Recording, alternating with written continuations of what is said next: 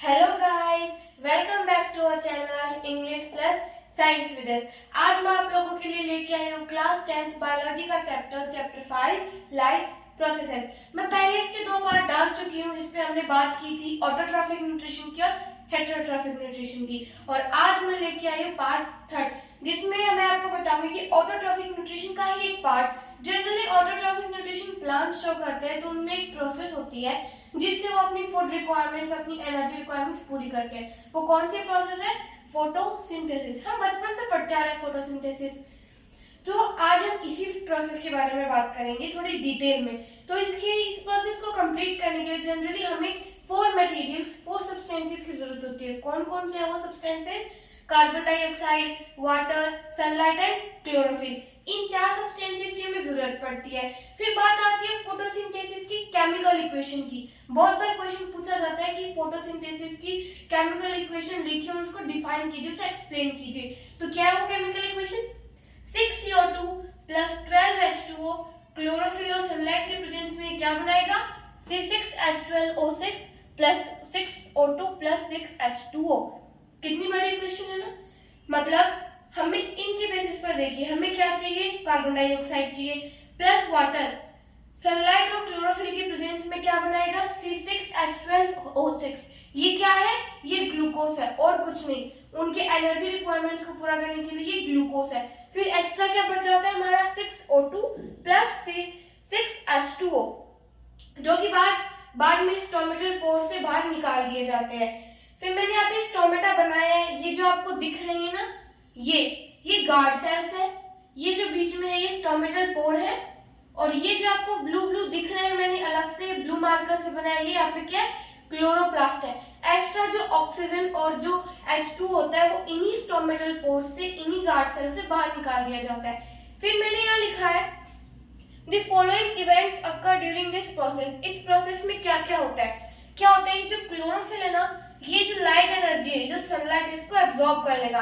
Absorption of light energy by chlorophyll. Chlorophyll क्या करेगा? इस लाइट एनर्जी को एब्जॉर्ब कर लेगा।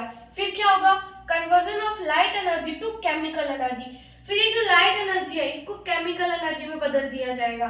फिर केमिकल एनर्जी में बदलने के बाद क्या होगा? ये जो वाटर मॉलिक्यूल्स है ना, H2O, ये हाइड्रोजन और ऑक्सीजन में टूट जाएगा। वाटर किससे मिलकर बना होता है? H2O। ये किस में टूट जाएगा? H+ और O2- में। फिर क्या होगा? Reduction of carbon dioxide to carbohydrate. फिर जो कार्बन डाइऑक्साइड है ये क्या बन जाएगी? कार्बोहाइड्रेट बन जाएगी। क्या बन जाएगी? कार्बोहाइड्रेट बन जाएगी। अब आप कहोगे कार्बोहाइड्रेट कहीं नहीं, ये ग्लूकोज, ये कार्बोहाइड्रेट। अच्छा, आपकी नॉलेज के लिए मैं एक और बात बता दूं, वो ग्लूकोज तो काम में ले लेते हैं, प्लांट्स ग्लूकोज काम में ले लेते हैं अपनी फूड रिक्वायरमेंट्स और एनर्जी रिक्वायरमेंट्स कंप्लीट करने के लिए, पर वो कुछ एक्स्ट्रा भी तो स्टोर करके रखते होंगे। मान लो कि उन्होंने फोटोसिंथेसिस में कुछ एनर्जी बनाई, तो क्या वो एक बार में सारी एनर्जी यूज कर लेते हैं? नहीं, उनके पास कुछ एक्स्ट्रा बच जाती है। तो एक्स्ट्रा एनर्जी वो किस फॉर्म में यूज करते हैं? किस फॉर्म में स्टोर करते हैं? वो ग्लूकोज के फॉर्म में स्टोर नहीं करते, वो स्टार्च के फॉर्म में स्टोर करते हैं। किसके फॉर्म में स्टोर करते हैं? स्टार्च के फॉर्म में। हमारी बॉडी के अंदर, हम ह्यूमंस अपनी बॉडी के अंदर ग्लूकोज को किस फॉर्म में स्टोर करते हैं? ग्लाइकोजन के फॉर्म में। और वो किस फॉर्म में स्टोर करते हैं? स्टार्च के फॉर्म में। ठीक है, तो ये था हमारा आज का वीडियो जिसमें मैंने आपको बताया फोटोसिंथेसिस। और दूसरी बात, जो गार्ड सेल्स होते हैं वो ओपन होते हैं और इन्हीं के थ्रू ट्रांसक्रिप्शन होता है। ट्रांसक्रिप्शन क्या है? यही जो एक्स्ट्रा हमारा H2O बच जाता है, O2 बच जाता है, इसे बाहर निकालना।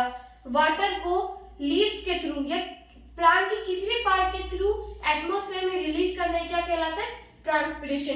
तो स्टोमेटल पोर्स ओपन होते हैं। कैसे ओपन होते हैं?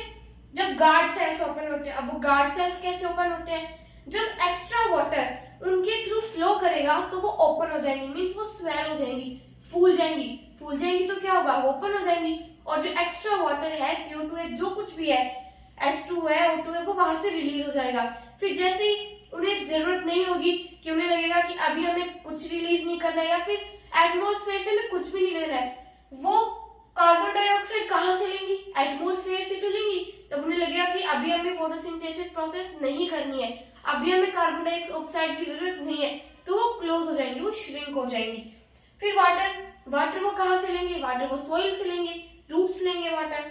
सनलाइट उन्हें सन से मिल जाएगी। क्लोरोफिल, ये जो आपको पार्ट्स दिख रहे हैं ना, आपने कभी माइक्रोस्कोप से देखा हो, तो प्लांट सेल के अंदर आपको एक ग्रीन कलर के कुछ डॉट डॉट्स दिखते हैं, वो क्या है? क्लोरोप्लास्ट है।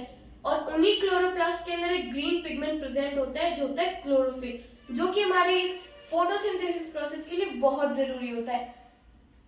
फिर प्लांट्स को अपनी और फूड रिक्वायरमेंट्स पूरी करने के लिए बहुत सी चीजें चाहिए होती है, मिनरल्स चाहिए होते हैं, जो वो कहाँ से लेते हैं? सॉइल से लेते हैं। सॉइल से वो क्या क्या लेते हैं? जैसे नाइट्रोजन है, फॉस्फोरस है, आयरन है, मैग्नीशियम है, ये सब वो कहाँ से लेते हैं? सॉइल से लेते हैं।